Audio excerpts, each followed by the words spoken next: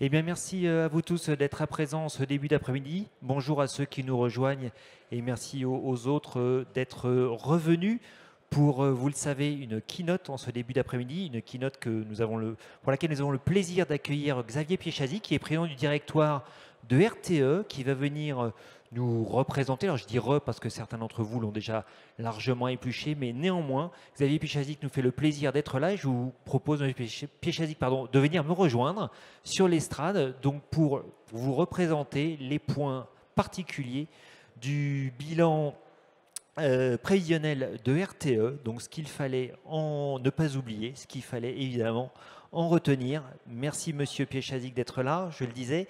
Et puis sachez que vous aurez la possibilité d'adresser vos questions, donc après la courte présentation, donc des points clivants de ce bilan. C'est à vous.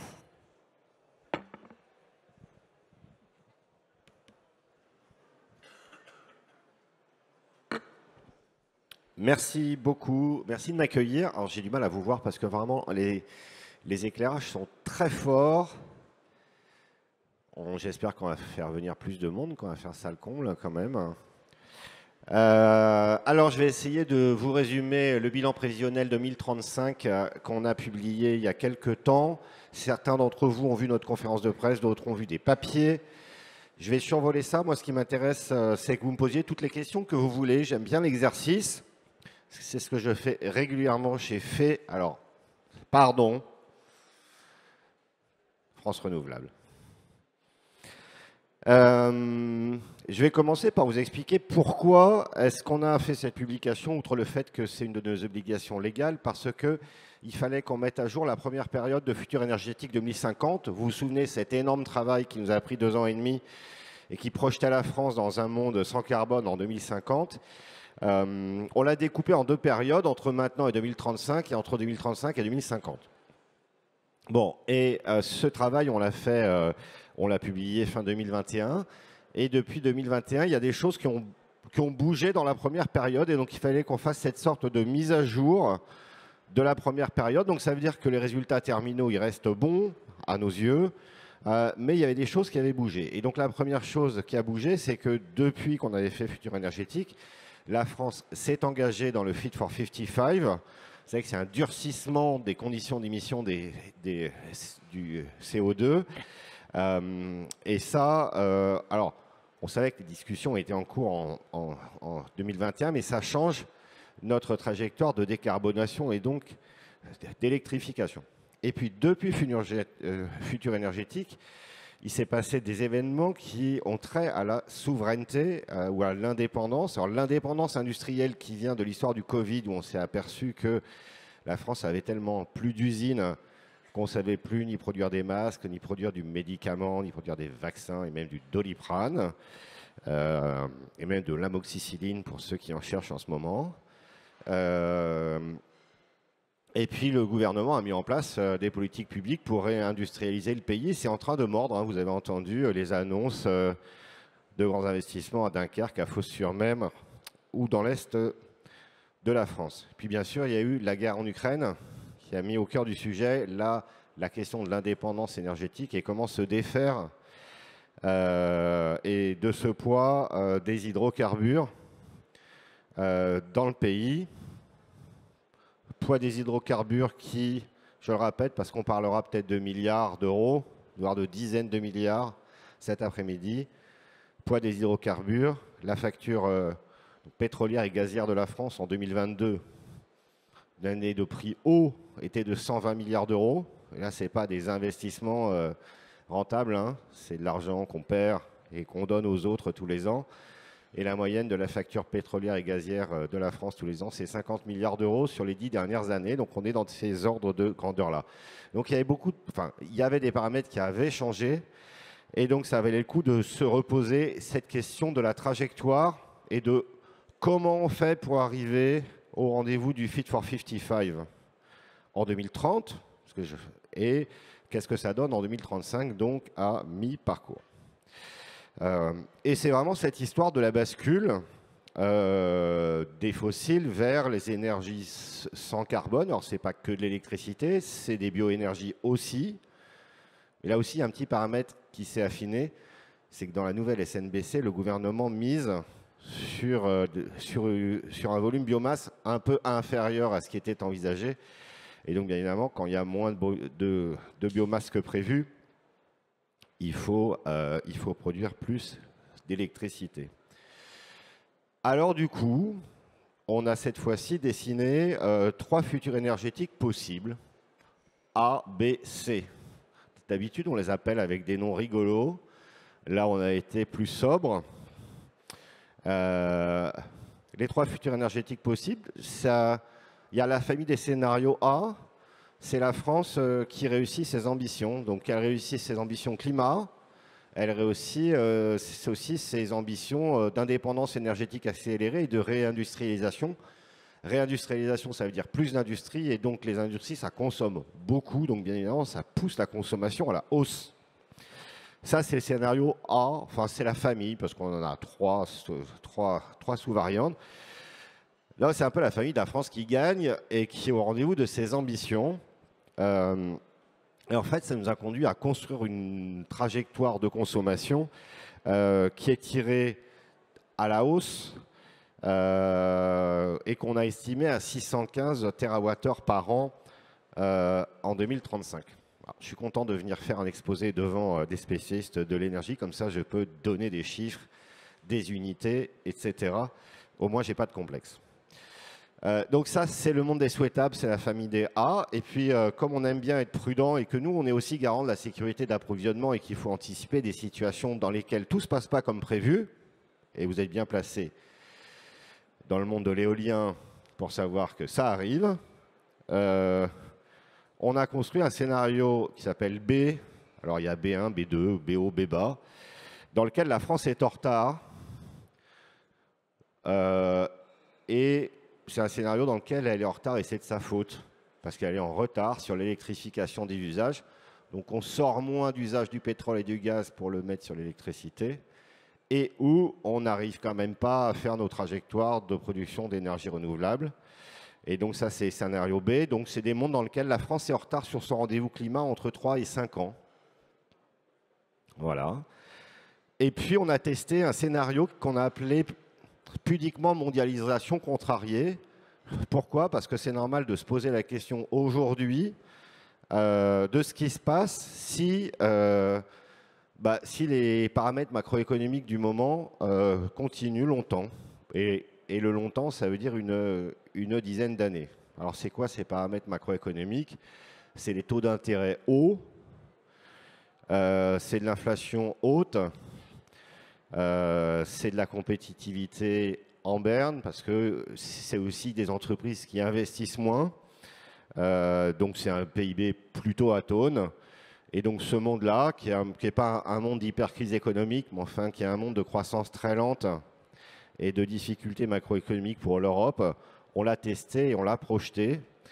Alors, donc les scénarios B, en gros la France en retard, on se projette dans un monde de consommation entre 555 et 595 TWh en 2035. Donc vous voyez que par rapport au A, on s'est moins électrifié, moins vite, mais c'est normal parce qu'on est en retard. Et le monde de la mondialisation contrariée, c'est un monde qui est économiquement atone, et donc la consommation d'électricité a du mal à se dynamiser, et c'est un monde dans lequel la consommation projetée est à moins de 550 nettement en 2035. Voilà les univers dans lesquels on a travaillé.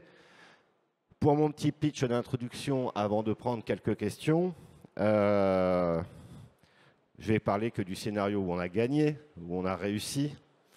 C'est toujours mieux de prendre ça comme objectif. Et du coup, la question qu'on se pose, c'est qu'une fois qu'on a construit des trajectoires de consommation comme ça, la question c'est comment ça boucle, comment ça marche. Ça marche en activant 4 leviers simultanément: de la sobriété, de l'efficacité, de la production d'énergie renouvelable et de la disponibilité du nucléaire. L'efficacité, je vais commencer par là, c'est l'amélioration de la performance des appareils électriques. Donc ça, c'est quelque chose d'industriellement qui est assez continu et qui marche bien. Mais c'est aussi la rénovation thermique. Et de ce point de vue, ça boucle très difficilement si la France ne fait pas son fameux effort de rénovation thermique. Mais enfin, ça fait quand même 12 ans qu'on le dit, mais on est toujours trop lent. Je note quand même qu'on a pris des hypothèses, même dans ce scénario-là, des hypothèses de rénovation thermique moins optimistes que celles qui sont retenues par le gouvernement, qui nous semblent un peu élevées. Cette efficacité, d'ici 2035, elle ferait baisser une consommation théorique de 100 TWh. Vous voyez que c'est beaucoup. La sobriété, c'est autre chose, c'est la modification des comportements. Et là, volontaire, méthodologiquement, on a considéré que la France était capable d'atteindre une sobriété qu'on a dimensionnée à 25 TWh par an. Alors, pour avoir des ordres de grandeur, c'est le même ordre de grandeur que la sobriété que la France a fait l'hiver dernier en 5 mois. Alors vous allez me dire, c'est pas très ambitieux. Oui, mais ce qui s'est passé l'hiver dernier, c'était pas que de la sobriété choisie, c'était beaucoup du signal prix. Et puis on s'est mis dans une configuration à la suite de l'enquête Ipsos qu'on avait faite et qu'on a publiée en juin dernier, que c'était pas raisonnable de se projeter dans un monde dans lequel la sobriété était une sorte de punition ou une sorte de pénurie. Ça nous semblait méthodologiquement pas très normal. Donc ça boucle avec ça, et puis bien sûr ça boucle avec de la production, et c'est ça qui vous intéresse aussi. Je vais parler du nucléaire d'abord avant de finir sur les ENR. On a dit que sur le nucléaire, il fallait viser 400 TWh par an, mais qu'on pariait sur 360. C'est clair, je ferme le chapitre. Et du coup, on a calculé des volumes et des rythmes d'installation d'énergie renouvelable. Sans toucher beaucoup à l'hydraulique, qui d'ici 2030-2035 peut gagner en productible, mais ce ne sera pas diriment.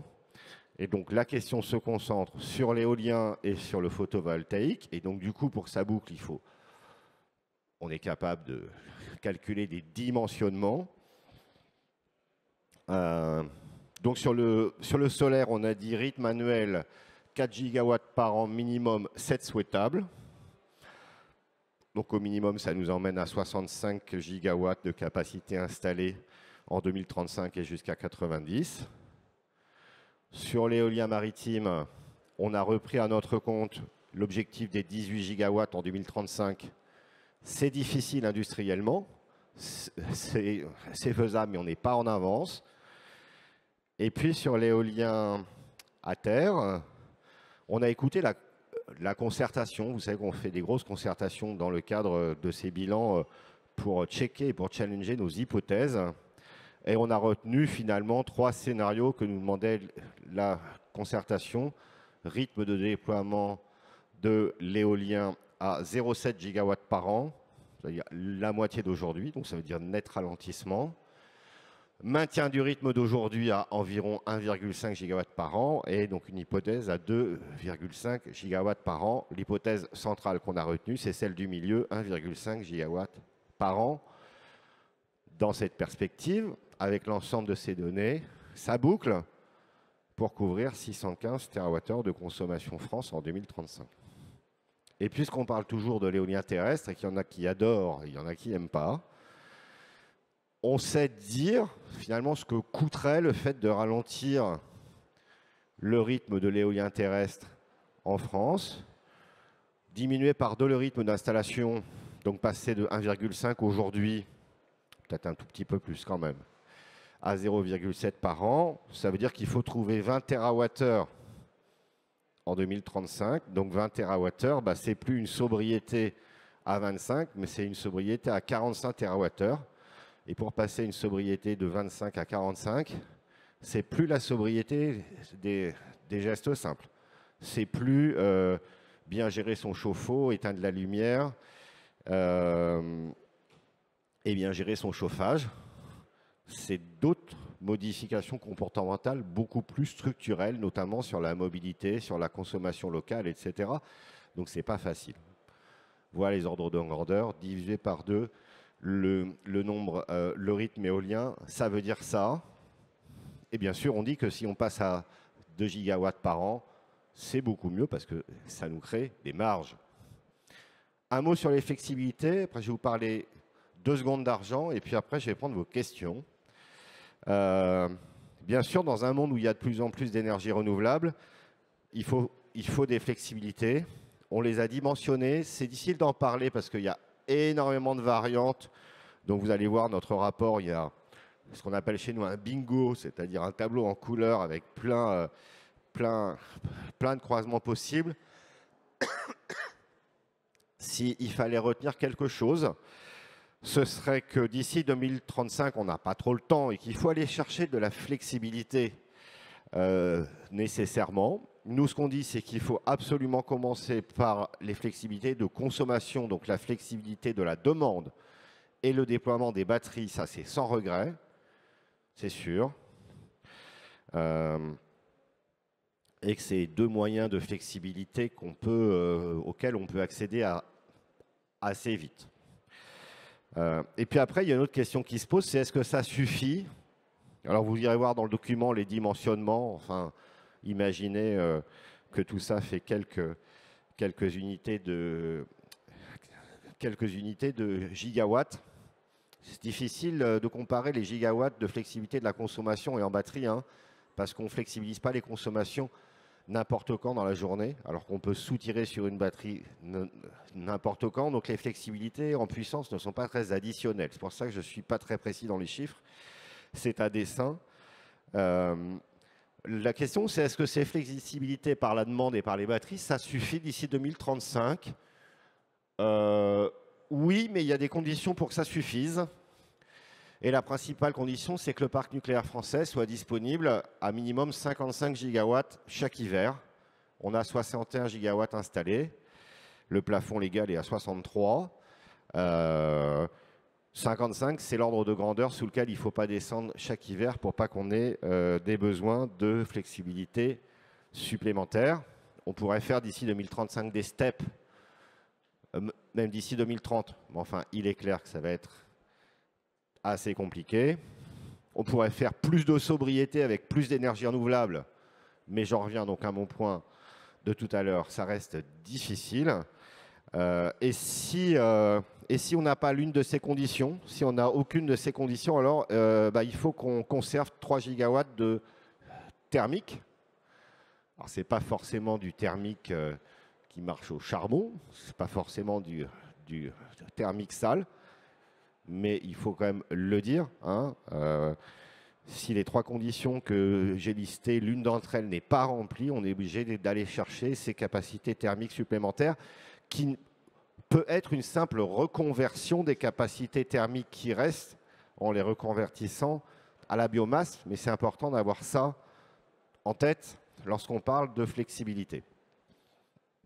Voilà, je vais peut-être terminer en vous disant 2 mots sur les questions économiques et après je vais vous laisser la parole. Par où je vais le prendre ? Je vais le prendre par l'investissement, parce que ça vous concerne d'abord. L'ensemble de cette électrification accélérée, parce qu'on parle de ça finalement, ça nécessite, selon les différents scénarios, entre 25 et 35 milliards d'euros d'investissement par an, hors réseau. Ça paraît beaucoup, mais c'est pour ça que j'ai donné les chiffres pétroliers gaziers en commençant, parce qu'en fait ça paraît beaucoup, mais c'est accessible. Aujourd'hui, l'investissement, le comparant, ça doit être une dizaine de millions, à peu près, une dizaine de milliards, pardon, je m'y perds. Donc c'est x2 à x3 en rythme d'investissement, mais c'est de l'investissement qui est amortissable, hein, c'est pas de l'argent foutu. C'est pas de l'argent foutu par les fenêtres, mais bon, c'est quand même de la dette. Donc il faut des opérateurs qui le portent. Peut-être le deuxième résultat que je peux vous donner, c'est qu'on a calculé du coup ce que ça évite de dépenses d'hydrocarbures. Parce que pendant qu'on s'électrifie, on bascule les usages, donc on fait baisser la facture pétrolière française. D'ici 2035, on l'a calculé. Elle est de l'ordre de 190 milliards d'euros sur la période cumulée. Donc c'est beaucoup d'OPEX qu'on économise. Et bien évidemment, pendant ce temps-là, on fait baisser les émissions CO2 sur ce scénario A de 1500 millions de tonnes de CO2 sur la période, donc en 12-13 ans. C'est beaucoup, hein, puisque 1500 millions de tonnes de CO2, ça doit être 3 années et demie des émissions nationales. Donc bien évidemment, tout ça, c'est très efficace. Et du point de vue de nos engagements climat, ça marche très bien. Et enfin, la question que tout le monde se pose, donc j'y réponds avant qu'elle me soit posée, mais est-ce que tout ça, ça va générer une électricité plus chère? Alors, chez RTE, on ne parle pas des prix, on parle toujours des coûts, donc soit des coûts de production, soit des coûts réseau, soit des coûts complets du système électrique. Non, pas nécessairement. Sur le seul coût de production et de flexibilité, aujourd'hui, le gabarit français est entre 70 et 75 euros du mégawattheure, tout type de production confondue. On est capable de rester dans ce gabarit-là entre 70 et 80 euros, même en 2035. Vous irez voir la courbe de ces coûts au mégawattheure dans notre rapport. Vous qui êtes des spécialistes, je peux vous la décrire. Elle monte un peu d'ici 2025. Alors pourquoi? Parce que la France paye encore des moyens de production d'énergie renouvelable sur des anciens contrats qui étaient très coûteux. Et donc c'est la queue de comète de coûts de production d'énergie renouvelable très onéreux, doublé au fait que la centrale de Flamanville, il faut déjà la payer, mais en fait elle ne rapporte rien parce qu'elle ne produit pas d'électricité, donc qui ne permet de couvrir aucun coût. Puis après 2025, paradoxalement, ça redescend doucement. Et donc, on reste dans ce gabarit de 70 à 80 euros du mégawattheure, même en 2035. On avait dit dans Futur Énergétique, souvenez-vous, que si on avait des coûts de financement faibles, donc un WACC faible, la France était capable de faire sa transition à un coût au mégawattheure qui restait dans les gabarits d'aujourd'hui, même en 2050, voire même en 2060. En 2035, on le confirme, on le démontre, on est capable de rester dans ces gabarits de coûts. Alors, pour conclure, hein, les coûts ne sont pas les prix. Ça, c'est le coût de la production sur le système électrique. Bien évidemment, ça ne dit rien de la construction de prix sur le marché spot et sur le marché des forwards. Voilà, chers amis, ce que je voulais vous dire. Si vous voulez parler d'hydrogène, allez voir le rapport, de mobilité, de pompe à chaleur, il y a tout. C'est une excellente lecture. Et comme d'habitude, on essaye de faire en sorte que ce soit bien écrit et compréhensible par tous. Monsieur l'animateur, je vous repasse la parole. 1, 2.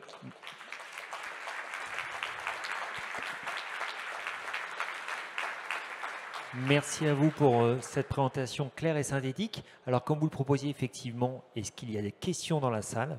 Moi, au cas où, j'en ai toujours une ou deux, mais je vous apporte le micro.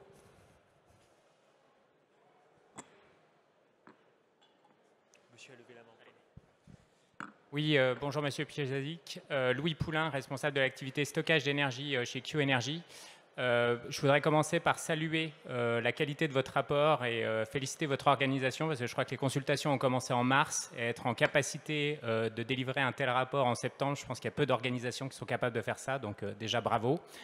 Deuxième point, forcément mon focus c'est le stockage d'énergie et du coup je me questionnais sur pour savoir si dans votre rapport ça intégrait dans vos calculs, est-ce que ça intègre l'impact des prix négatifs et de la cannibalisation que vont générer le déploiement des énergies renouvelables au rythme que vous évoquez dans le rapport, c'est-à-dire qu'avec un tel rythme, on va avoir de plus en plus de prix négatifs et de cannibalisation et potentiellement ça pourrait amener à stopper le déploiement des énergies renouvelables si on ne met pas de la flexibilité ou du stockage.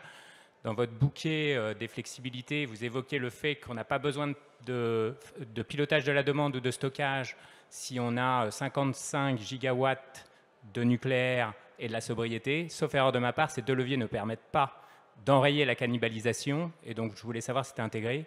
Et je vais en profiter pour poser une deuxième question. Je crois que votre rapport est orienté, son premier objectif, c'est la sécurité d'approvisionnement, mais il y a également la stabilité du réseau qui est essentielle. dans un tel mix d'énergie renouvelable, où on a à peu près en gigawatts 65% de renouvelables pour 35% de nucléaire, sachant que le reste de la plaque européenne sera fortement renouvelable, il pourrait y avoir un problème d'inertie. Il va falloir fournir de l'inertie synthétique. Et donc, je voulais savoir également si vos simulations tiennent compte de facteurs de stabilisation de réseau ou est-ce que c'est limité à la sécurité d'approvisionnement? Vous voulez nous faire commencer par la piste rouge? Vous l'aurez voulu, je vais vous répondre. Hein. Alors, stabilité. Donc, fréquence tension, on va dire ça. Et votre première question, c'était sur flex, batterie et cannibalisation. Je ne sais pas ce que ça veut dire cannibalisation, mais je vais tenter... Oui, bah, c'est parce que les prix sont négatifs qu'on finit en anthropophage. Hein. Déjà, je n'ai pas dit qu'il fallait, s'il y avait du nucléaire, il fallait pas de flex. J'ai dit le contraire. J'ai dit qu'il faut faire des flex de conso et des batteries, c'est les flex les moins chers et les plus accessibles, en gros les plus rentables à court terme, et il faut les faire tout de suite, de l'ordre de plusieurs gigawatts. Donc ça, c'est sûr, et il faut le faire. Donc ça, c'est en base. La question, c'est est-ce qu'il faut plus de flex que ça d'ici 2035? Et là, c'est une question plus difficile parce que des flex de type les steps, bien sûr, ce serait génial. Mais faire 3 gigawatts de steps d'ici 2035, honnêtement, c'est très compliqué. Et donc, c'est bien. La question, c'est est-ce qu'il faudrait plus de flex que ces sujets de conso et de batterie qui vont plutôt bien avec le solaire, en tout cas pour les batteries. Et donc, la réponse est, si le parc nucléaire est correctement disponible pendant l'hiver, qui sont les périodes de plus grande tension dans lesquelles on va chercher le plus de flexibilité et qui permet de passer les périodes de grand froid sans vent, parce que c'est ça maintenant le critère dimensionnant. Si on a 55 gigawatts de nucléaire garanti, la réponse est non. Si on savait faire ces 3 gigawatts de step, non, non plus. Si on savait faire plus de sobriété associée à plus de NR, non. Mais si on sait faire, faire aucun des trois, alors il faut remettre sur la table la question de la conversion de ces moyens thermiques. J'insiste, hein, ces questions de flexibilité, c'est pas que le jour-nuit. La question du jour-nuit, elle se gère assez bien avec des systèmes de batterie statiques dont on encourage le déploiement maintenant. Le sujet dimensionnant sur la sécurité d'appro, ça devient la grande vague de froid sans vent. Donc la grande vague de froid très, très anticyclonique. Ça pose un problème dès lors qu'on a beaucoup d'éoliens. En France, on en a pas mal, pas beaucoup, mais enfin, vous savez que nos pays voisins en ont beaucoup. En tout cas, nos amis allemands, au moins. Voilà ce que j'ai dit, voilà ce qu'il faut retenir. Sur la cannibalisation, je ne sais pas comment, répondre à votre question parce que moi je ne crois pas du tout,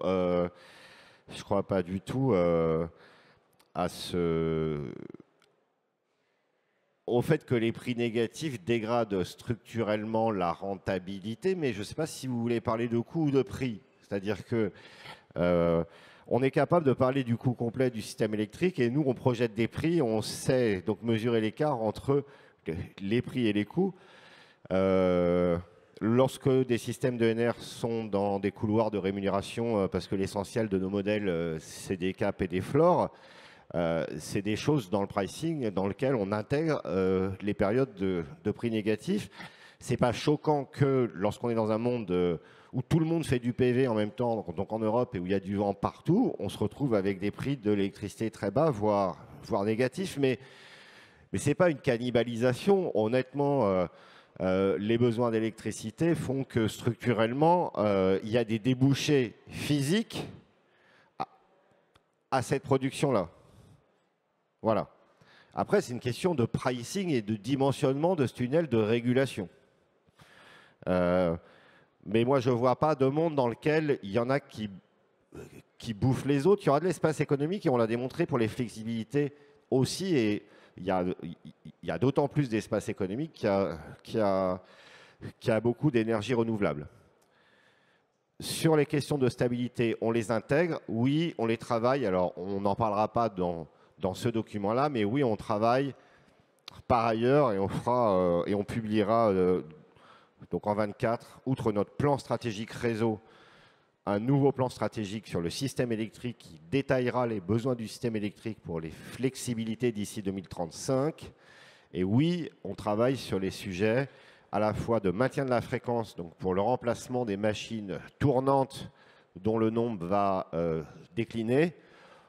On n'en est pas dans la pénurie de machines tournantes, hein. Aujourd'hui, il y a beaucoup de machines tournantes à France. Il reste quand même beaucoup de centrales à gaz. Il y a tout le parc nucléaire, etc. Donc, on n'est pas dans un moment pénurique.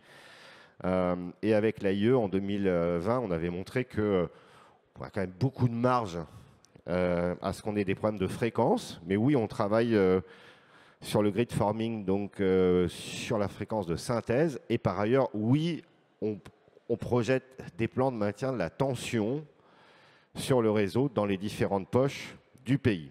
À cet égard, j'en profite puisque je suis devant des acteurs des énergies renouvelables pour vous redire ce que j'ai dit l'an dernier, même si ça ne fait pas plaisir à tout le monde. Dès lors que les énergies renouvelables représentent une part structurante du mix de production français, vous devez rendre les services systèmes comme les autres. Ça veut dire de l'écrêtement, ça veut dire des services systèmes tension, et ça veut dire venir sur les marchés parce que vous devez participer, comme les autres, au service système. Et ce n'est pas une pétition de principe pour une question d'égalité, c'est le fait que le système électrique en a besoin, dès lors que les ENR, c'est plus marginal. Et puis moi, je pense que c'est une grande condition d'acceptabilité des énergies renouvelables, c'est qu'elles viennent rendre le même service au système électrique que les autres. C'est la raison pour laquelle nous avons poussé à ce que dans la loi donc APER, il y ait notamment des dispositifs sur la participation des énergies renouvelables au service système tension, et qu'on va continuer pour que vous participiez à pouvoir faire des offres sur le mécanisme d'ajustement à la hausse comme à la baisse. La condition de la croissance des énergies renouvelables, c'est qu'elles rendent le système électrique maniable, et donc il n'y a pas de raison que ce monde s'en dispense, mais je pense que c'est dans l'intérêt du monde des énergies renouvelables que vous rendiez le même type de service que les autres. Ça se normalise techniquement et c'est tout à fait accessible. Voilà. Est-ce qu'il y a une autre question? Oui. Monsieur le Président, merci beaucoup pour votre intervention. Je vous en prie. Olivier Perrault, Société OVP Solutions. Moi, j'avais une question sur l'environnement compétitif de la France. Quand une entreprise, notamment industrielle, fait un plan produit, un plan stratégique, elle se préoccupe de ce que font ses compétiteurs en termes également de produits et de positionnement coût-prix. Est-ce que donc, quand vous parlez d'un horizon de prix de 70 à 80 €, est-ce que vous avez une idée de ce qui serait l'équivalent, en observant ce que font nos voisins, anglais, allemands, italiens, espagnols, de ce que sera le coût de leur mix électrique? Et puis, question subsidiaire, et comment tout ça peut se combiner dans un marché? Mais c'est peut-être une question plus délicate encore. Alors, je n'ai pas parlé d'horizon de prix, mais je ne sais pas s'il y a des journalistes dans la salle. Je ne parlerai pas d'horizon de prix. Donc, si on dit Piechazzik parle des prix, donc Piechazzik, à l'avance, il dément. Piechazzik, il parle des coûts. J'insiste. Donc, moi, j'ai parlé d'un horizon de coûts. Nous, on fait de l'économie, on ne fait pas du pricing. On est capable de projeter les prix. Voilà. Mais là, on projette les coûts. J'ai pas, si vous voulez, un comparant. Et là, on parle en termes de coûts, donc c'est les coûts de production. Donc, c'est pas ce que le client paye. Par définition, vous savez bien que vos clients, si vous êtes producteur d'électricité, donc dans la salle, vous facturez pas à vos clients vos coûts de production. Ou alors, vous n'allez pas durer longtemps. Et comme je vous vois ici tous les ans, normalement, ça veut dire que vous êtes encore en vie. Donc, vous avez réussi à faire des marges, chers amis. Hein. Et donc, j'ai que le comparatif allemand en tête aujourd'hui. Alors, les coûts de production chez les autres pays, c'est très compliqué à calculer. Il faut les reconstituer parce qu'en fait, c'est quand même des secrets bien gardés. Et il n'y a pas de transparence entre les gestionnaires de réseaux de transport sur le sujet. D'ailleurs, les autres gestionnaires de réseaux de transport, ils ne font pas d'études économiques comme nous, donc c'est difficile de trouver des interlocuteurs. Mais l'ordre de grandeur en Allemagne, c'est que le coût de production, c'est par rapport à nous, ce serait entre fois 1,5 et fois 2. C'est l'ordre de grandeur qu'on a nous. J'ai pas les chiffres en tête pour les autres pays, mais à mon avis, dans le futur chapitre économique qu'on va publier d'ici le mois d'octobre et qui vient décliner notre synthèse qu'on a publiée la semaine dernière, il y aura des éléments là-dessus. Donc ça veut dire que structurellement, la France, en termes de coût de son électricité décarbonée, elle est compétitive, ça c'est sûr. Voilà. Alors après, c'est pas la France qui fait ses prix, c'est la manière dont les prix se forment, à la fois sur le spot, il y a peu de transactions en volume, hein, et sur les volumes de forward sur les marchés européens. Et ça, c'est l'objet de la réforme qui est en cours sur le market design, que je ne vais pas commenter parce que je n'ai pas de temps. Et puis de toute façon, tout est dans la presse. Hein, vous connaissez la position de la Commission, la contre-proposition qui a été faite au Parlement. Et c'est sur cette base-là que le trilogue va commencer une fois que le Conseil énergie européen se sera réuni dans les semaines qui viennent. Autre question. Oui, merci Monsieur le Président, cher Xavier. Je vais revenir sur ce qui a été présenté par RTE il y a 2 ans, futur énergétique. Denis Baupin. Non, mais en fait, je ne t'avais pas regardé parce que j'avais le spot dans la figure, mais j'ai reconnu ta voix. Donc, Et donc, on a retenu, lorsque RTE a présenté ses futurs énergétiques, globalement sur les 6 scénarios, qu'il était dit que tous les scénarios 100% renouvelables coûtaient plus cher que des scénarios où il y avait du nucléaire. Grosso modo, c'est le message qui est passé. C'est-à-dire le moins cher des scénarios renouvelables coûtait plus cher que le moins cher des scénarios, du plus cher des scénarios nucléaires. Depuis, un certain nombre d'analyses sont venues pour montrer que dans les hypothèses retenues par RTE sur la taille des éoliennes, sur leur disponibilité d'un côté, et d'autres analyses sur le coût potentiel des EPR2 à la fois en termes de coût de construction, mais aussi en termes de coût de financement, ces hypothèses-là pouvaient être assez relativisables. Est-ce qu'aujourd'hui, RTE dirait toujours que les scénarios 100% renouvelables sont forcément plus coûteux que des scénarios sans nucléaire, que des scénarios avec nucléaire, pardon. Oui, dans les mêmes conditions d'hypothèse qu'on a faites. C'est-à-dire, je vais détailler. Il y aura probablement un coût de la hausse de l'impact des matières premières sur le coût complet de 6 tranches d'EPR, mais en fait, c'est valable sur les énergies renouvelables aussi. On n'a pas refait les calculs, mais ce sera probablement pas si différenciant que ça. Il y a un critère qu'on avait donné en 2021 sur les conditions de financement de l'ensemble de ces investissements, et de manière normative, et moi j'étais venu l'assumer devant vous, on avait pris un WACC hors inflation de 4% pour tous les moyens de production. Donc c'est un WACC long terme, c'est-à-dire qu'il ne faut pas prendre en compte les différences de taux d'une année à l'autre. Mais bien évidemment, on avait aussi montré que si donc l'appareil électronucléaire français était financé à un WACC de 7 hors inflation et que l'ensemble des énergies renouvelables était financé à 4, l'avantage compétitif des scénarios nucléarisés s'annulait. Bon. Et donc je te dis, oui, c'est toujours valable. Et donc, si d'aventure il y a une hausse des coûts de matières premières qui renchérissent la construction des EPR, il y avait quand même une grosse différence, 10 milliards d'euros par an de coûts complets pour la collectivité, c'est beaucoup d'argent, et c'est par an, c'est pas 10 milliards d'euros à la construction.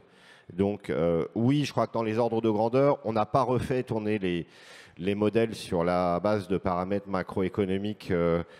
Mais oui, je crois que honnêtement, on dirait la même chose. Je ne sais pas si les ordres de grandeur changeraient structurellement, mais je crois qu'on conserverait ce différentiel, mais qui, je le répète, hein, est important sans être complètement déterminant, parce que 10 milliards sur 70 milliards, ce n'est pas du simple au double. Et que moi, sur ce plateau, j'ai toujours dit que ce choix de politique gouvernementale ne peut pas être qu'un choix économique. Donc, certes, on est donc éclairé par le coût complexe, ça fait peser sur la collectivité, mais c'est de loin pas le seul critère, donc il ne faut pas s'accrocher à ça. Mais en ordre de grandeur, sans qu'on ait refait tourner les babasses, oui, je pense que compte tenu du renchérissement généralisé, du coût de l'argent, des difficultés d'approvisionnement qu'on a tous, vous comme nous, d'augmentation des coûts des matières premières, quand bien même il y aurait des augmentations de coûts unitaires de chaque tranche de paire, je crois que nos modèles conserveraient une différence. Ça n'empêche pas de faire des renouvelables le plus possible et le plus vite possible, puisque c'est ce que je m'épuise à dire depuis plusieurs années. Donc moi, je crois, j'ai redit un pardon Denis, mais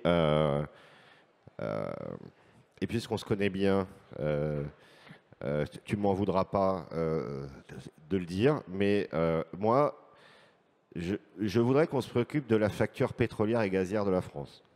Voilà. Et qu'on arrête de perdre notre temps à se demander s'il faut faire plutôt plus de nucléaire ou plutôt plus d'éolien sur une partie de notre consommation qui aujourd'hui représente que 25% de la consommation de la France et qui est supposée passer à 60% dans 30 ans.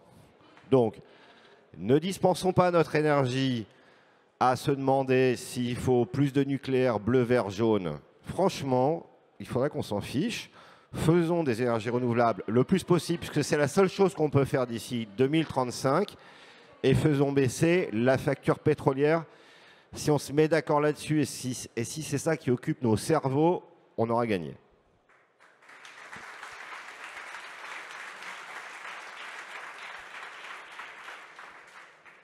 Je vous en prie. Merci, Monsieur le Président. J'ai une question sur la flexibilité qui rejoint la précédente. Est-ce qu'aujourd'hui, une des bonnes façons de réduire le besoin de flexibilité, ce ne serait pas de s'efforcer d'orienter la construction renouvelable vers des facteurs de capacité plus importants, en changeant le ratio entre la surface balayée et la puissance des éoliennes, ou le nombre de modules et la puissance des onduleurs, de façon à avoir des énergies renouvelables variables, plus régulières, qui produisent moins au moment où il y a beaucoup de vent ou beaucoup de soleil, mais qui produisent plus au moment où il n'y en a pas beaucoup. Ça ne va peut-être pas résoudre totalement la question que vous avez évoquée des Dunkelflaute, mais malgré tout, ça devrait éviter les phénomènes de cannibalisation, que je comprends moi comme juste un phénomène de cannibalisation du prix, hein, des prix négatifs. Ça devrait augmenter la valeur de l'énergie renouvelable pour l'ensemble du système et peut-être nous aider à passer ce cap difficile en termes de moyens de flexibilité. Je ne sais pas, mais vous avez probablement raison. Nous, ce qu'on demande, c'est que de toute façon, la manière dont le système évolue du point de vue électrique, ça va créer il y aura de la valeur économique pour faire de la flexibilité. Alors après, vous avez raison. Si on est capable de faire de la flexibilité sur les moyens de production qui équivaut à la flexibilité qu'on aurait fait sur les moyens de consommation, je prends. D'autant plus que je suis bien placé pour savoir que la flexibilité de la consommation, quand on s'adresse aux grands industriels, c'est facile. Quand on s'adresse aux entreprises de taille moyenne ou qui ont des process, je dirais, diversifiés, c'est plus compliqué. Et la flexibilité de consommation chez les ménages, là, c'est très difficile parce qu'il y a des problèmes de dispositifs techniques, il y a des problèmes de télécommunication, il y a surtout aussi des problèmes de signal prix parce qu'il n'y a pas de tarification dynamique en France pour le moment, vraiment. Et donc, oui, je dirais que je prendrais, parce que je pense que toute flexibilité accessible sans gros investissements à court terme, elle sera bonne à prendre et de toute façon, on en aura besoin. Voilà. Donc, je suis d'accord. Après, je suis ignorant de savoir si ça suffirait à compenser, enfin, à couvrir nos besoins de flexibilité. J'en doute un peu parce que ces questions-là, ça suppose des réinvestissements sur les parcs d'énergie renouvelable. Donc c'est pour les nouveaux ou c'est au moment où les parcs sont rafraîchis parce que si vous avez des onduleurs à changer, de toute façon, il faut que vous soyez en fin de contrat pour refaire un investissement. Donc il faut gérer le stock et le flux. Donc sur le flux, je suis d'accord. Et puis sur le flux, vous nous rendrez des services systèmes en plus. Et sur le stock, je ne sais pas. Mais traditionnellement, les stocks bougent peu. J'ai vu que le micro se baladait. Oui, Monsieur le Président, Marina Hachim, Vestas. Moi, j'ai une question un petit peu bateau.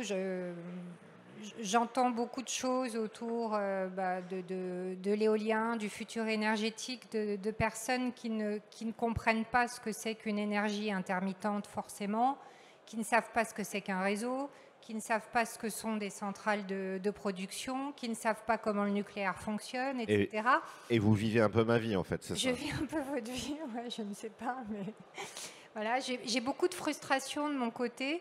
Et je trouve également que quand on entend la ministre ce matin, même si elle fait des choses extraordinaires et qu'elle essaye de bouger les choses, le discours reste quand même très peu simplifié. On entend parler, elle parlait de géothermie, elle parle de panneaux solaires à mettre au même titre que l'éolien.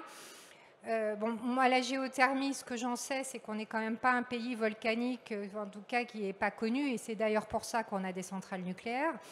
Mais au-delà de ça, je me dis, mais comment faire pour que vous soyez écoutés, que vous qui avez, je ne sais pas, un certain nombre de personnes qui sont sachantes, qui écrivent des rapports qui sont très intéressants, soient un peu plus écoutés à la fois par le gouvernement et puis par la population aussi, peut-être simplifiés pour que les gens comprennent avant d'avoir une opinion. Et je trouve qu'aujourd'hui, malheureusement, c'est pas le cas. Et ce que vous dites en simplifiant, par exemple, diminuer la facture pétrolière, ça devrait être notre priorité. C'est pas ça qui coûte de l'argent. Ce sont pas les renouvelables qui coûtent par rapport à la facture éolienne. Comment faire pour que les choses changent? Parce que moi, je suis pas très optimiste avec tout ce que j'entends au jour d'aujourd'hui. Voilà. Ah alors, c'est un coup de mou en fait. Alors, vous ne me ferez jamais commenter les propos d'un ministre. J'ai trop d'heures de vol.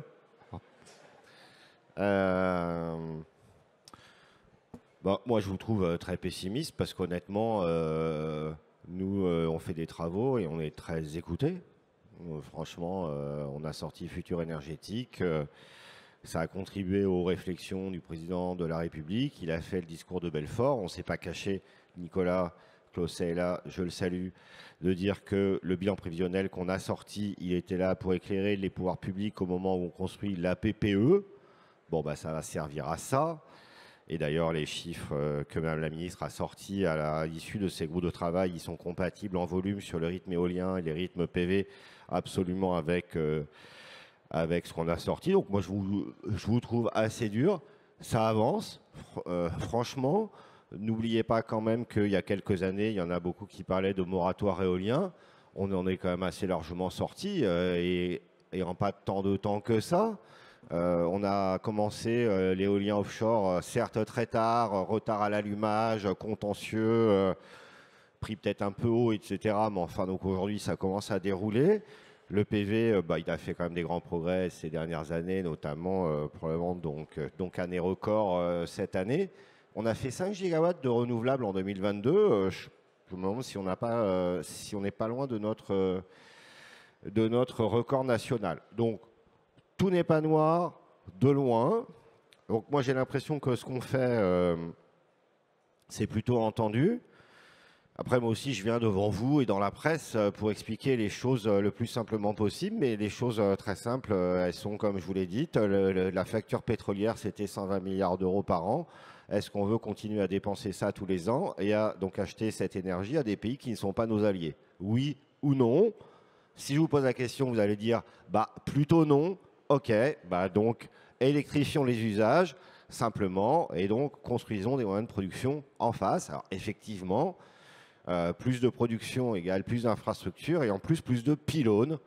Donc, est-ce qu'il y aura plus d'infrastructures donc électriques dans les paysages de France de demain? Oui. Est-ce qu'il y aura plus de pylônes? Oui. C'est à vous et à moi, en fonction de notre talent qui est grand, de bien insérer ces infrastructures dans le paysage et de travailler de la manière la plus propre possible. On ne va pas du tout défigurer la France. C'est des pourcentages supplémentaires, ce n'est pas des dizaines ou des centaines de pourcents supplémentaires. Donc ce n'est pas du tout la France défigurée. Mais je pense qu'il ne faut pas mentir aux gens. Le deal, il est là. Et il y a un autre deal dont moi j'aime bien parler, qui est aussi une question très européenne. Et vous, si ceux qui font du développement d'éolien et d'exploitation dans la salle le savent, de toute façon, la question de cette infrastructure énergétique nouvelle dans notre paysage, elle se pose, elle existe déjà et elle se posera toujours demain. A fortiori parce qu'aujourd'hui, les infrastructures d'exploitation de pétrole, elles ne sont pas en France, donc on ne les voit pas. On est quand même assez peinard. Hein. Vous avez des puits de pétrole qui défigurent les paysages de pays dans lesquels on ne va même pas en vacances, en fait. Donc on ne le voit pas. Donc oui, il y aura cette infrastructure. Ça ne va pas du tout... ça ne va pas être explosif, voilà. Je trouve le mot, mais en fait, elle existe. Et moi, je pense qu'elle sera d'autant plus entendue, acceptée que cette infrastructure qui va grandir dans nos territoires, elle veut dire de la croissance. Et donc là, c'est aussi un enjeu pour les constructeurs qui sont là, fournisseurs de pièces détachées, qui sont là, les développeurs, qui sont là. On n'expliquera pas aux Français. Ça, ce que je dis, je l'ai dit devant la commission et devant Kadri Simpson à Bruxelles il y a 2 semaines. On n'expliquera pas aux Français ni aux Européens que cette infrastructure qui pousse devant elle nourrit la croissance de l'Asie. Alors là, il y a des mains qui vont se lever dans la salle et dire oui, mais le rapport coût-prix, le matériel, ok, peut-être, mais cette infrastructure, elle existera et elle sera plus grande demain qu'aujourd'hui, c'est sûr. Il faut qu'elle soit synonyme de croissance européenne. Donc ça veut dire des unités de production construites en Europe et de l'emploi sur le sol européen. Si cette nouvelle infrastructure électrique est le symbole de la croissance des autres et pas de l'union, là, je crois qu'on aura perdu. Et là, c'est une question aussi de votre responsabilité, en termes de message, mais en termes de supply chain. Et ce n'est pas que la mienne. Même si moi, j'achète beaucoup et que, bien évidemment, je suis très attentif à ce sujet. Eh bien, écoutez, journaliste ? Oui, il est 15 h, c'est déjà fini, comme quoi c'est passé très très vite. Hein. Merci à vous pour vos éclaircissements. Merci à vous. Merci à vous pour vos questions. Et nous laissons tout de suite la place à une nouvelle table ronde. Quels enjeux et défis de l'offshore avec un objectif, une vision 18 gigawatts en 2035. C'est tout de suite, c'est ici. Et merci encore.